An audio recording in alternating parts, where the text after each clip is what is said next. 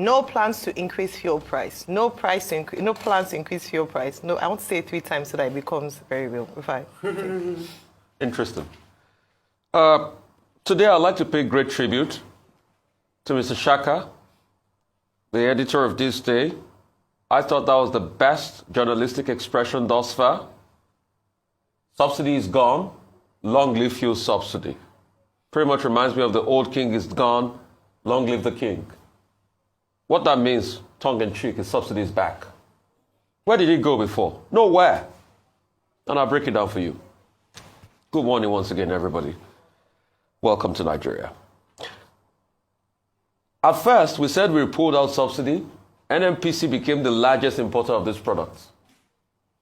As of today, we have not been able to see a proper pricing template. Oh, okay, they released one. I saw one that talked about the fact that the landing cost goes up to 651. Landing cost goes up to 651, but we're buying at the pumps at 580, and you tell me subsidy was gone? Subsidy was not gone. Landing cost is 651 today. People are buying at the pumps for 670 up north in Abuja. You told me subsidy is gone. It never went anywhere. And that's what we keep telling ourselves. So what do we want to do? Dilly-dally with policies, not being coherent. And I think the NNPC has a lot of explanations to be able to make, and they have not made to us. Yes, I understand what the president said. Anyway, what President Tinubu said is something he had always said before. He said he was going to intervene in petrol price. And when he said that, when he gave that palliative speech, I said, yes, it means that he signaled that subsidy is going to remain. And when NNPC is so quick to compare our pricing with price of other African countries, 2 questions I'd like to ask. Do economic conditions, are they the same? What's the purchasing power parity ratio? We are comparing our petrol price with that of Côte d'Ivoire. Do they produce oil as much as we do? No. I think a fair comparison would be more of Angola, which is a fellow oil producer in our own capacity, rather than this comparison here and there and all of that.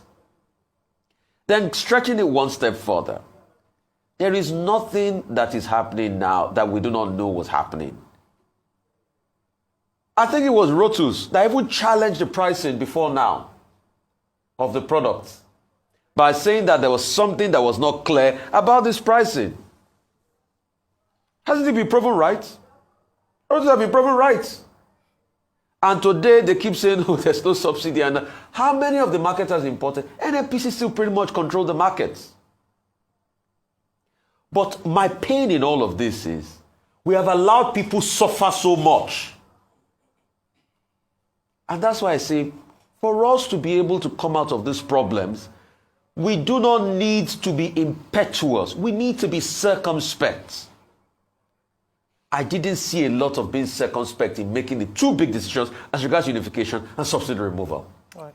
People just suffered in vain. What are the specific issues here? Let's address the issues. Number 1, on May 29, President Bola Ahmed Tinubu said fuel subsidy is gone.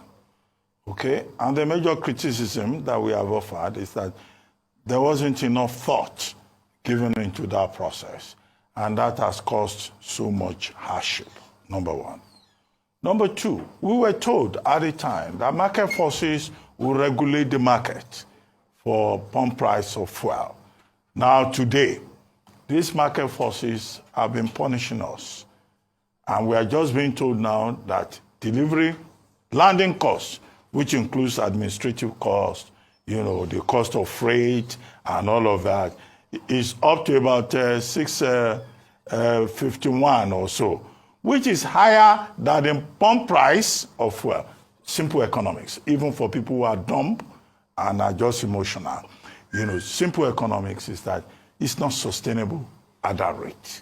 So if government now comes and says, oh, look, the federal government will not increase pump price, NNPC says nobody is increasing pump price. Okay, if your landing cost is 651 and you are selling at 617 per liter, my teacher in financial systems at the University of Oxford, Said Business School, told us that return on investment is what you focus on as a business person. So where is the return on investment? So what exactly is government saying? Number three, a jury yesterday, had a press conference, one of my predecessors in that chair, and said, well, government is not going to increase fuel price. And says, we will maintain the status quo and all of that. Okay, what does that really mean? At the same time, government is saying market forces will continue to apply. What I see here is confusion. Shonobi, the CBN person, came yesterday, or was it the other day? He said, the president is concerned. Our jury in Gelale was saying yesterday, the president affirms. The president is concerned, he is affirming. Okay, what exactly is he concerned about? What exactly is he affirming? What is he saying, gone? As you will say. No, what is he saying? There should be clarity in terms of how they are approaching this particular matter. And then our jury yesterday was giving us examples of fuel price in Côte d'Ivoire, in Mali, in Senegal, in in Guinea. These are not oil-producing countries. So this comparison of the price of the pump price of fuel in Nigeria to the pump price to the cost of a Coca-Cola drink in Seychelles and Mauritius, no, it's a very dubious way of approaching the issue. Nigerians are saying we are an oil-producing country, and that's the position of NLC. Why are we not producing and refining oil here? Why are we even importing the same thing that God has given us? They say Dangote magic will solve the problem. Now, the Dangote magic has not yet happened. And if you talk to the Dangote refinery people, they will tell you they have their own challenges. So market forces, market forces. I've been quoting Joseph Stiglitz on this thing. People just take textbook knowledge, they run with it, but the textbook knowledge that they don't even understand, that they have not gone to school for, the relevant books they have not even read. When they meet with all these IMF, World Bank, WTO people, they are the weakest link in the room because they don't have the knowledge.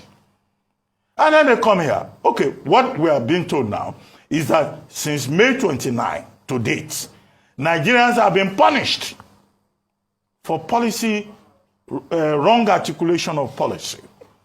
And which is why in some of the reports I have read, Johnson Chukwu was saying, yes, it simply means that subsidy has returned. If President Tinubu is saying we will not increase subsidy, we will not increase fuel price, then it means that fuel subsidy is coming back through the back door. That is simply what it means. And it's a failure of their, adoption of neoliberal economics, which does not work automatically because objective conditions are also relevant. Now, my final point on this. In Kenya, when President William Ruto came to power in September 2021, one of the things he said was that he was not going to provide subsidy for consumption. He will provide subsidy for production. And on the basis of that, he removed fuel subsidy. Do you know that in Kenya now, Kenya has now said between now and September 26, they will suspend the fuel subsidy removal regime. And that people, can have some respite. Because it did not work in Kenya. We sat on this table. We were praising William Ruto. We were saying, oh, William Ruto promised and he has delivered.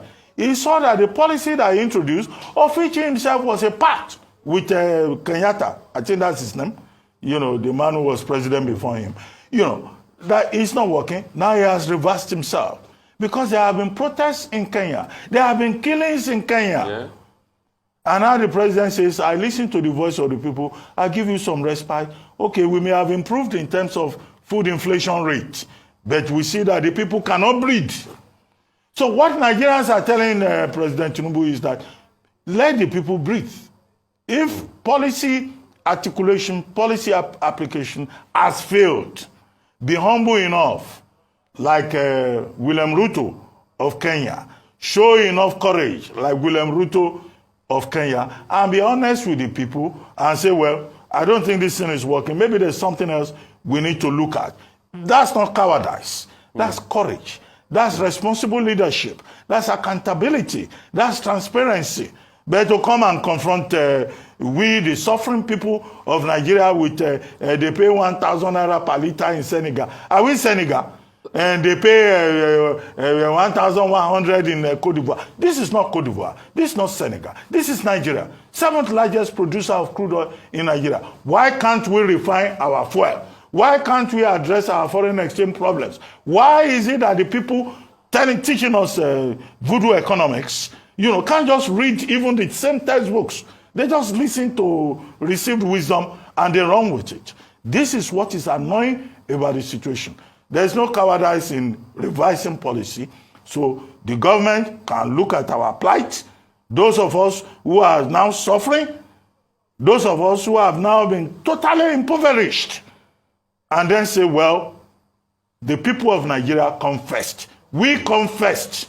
Economic policies from Washington do not confess. This is about us, the people of Nigeria.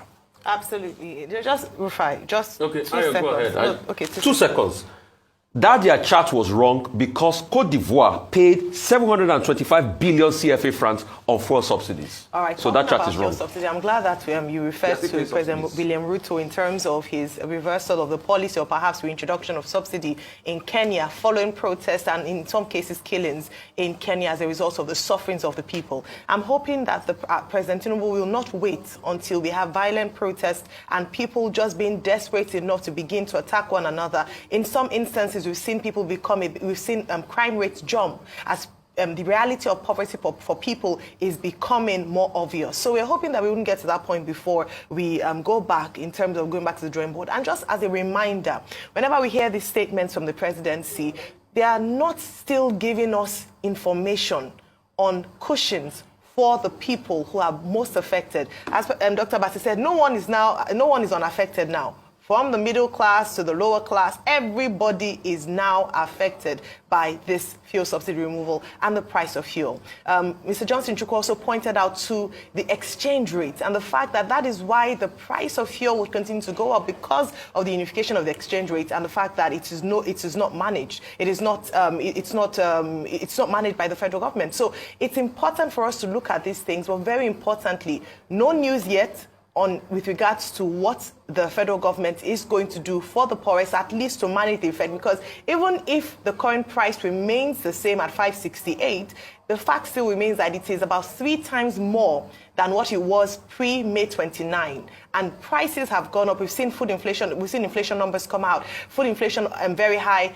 We need to address this, and not just with state governors. Whilst I applaud state governors, giving some form of palliatives to their citizens, we have that's the job of NGOs and organizations like that. You need to create an enabling environment for people to prosper and not live from hand to mouth or from handouts from their government. We need a better policy to ensure that people are enabled to be prosperous in Nigeria. So looking forward to that statement being released beyond the assurance that the pump price will remain the same. What is the plan to cushion the effect until things stabilize in Nigeria? President Tinubu, we await.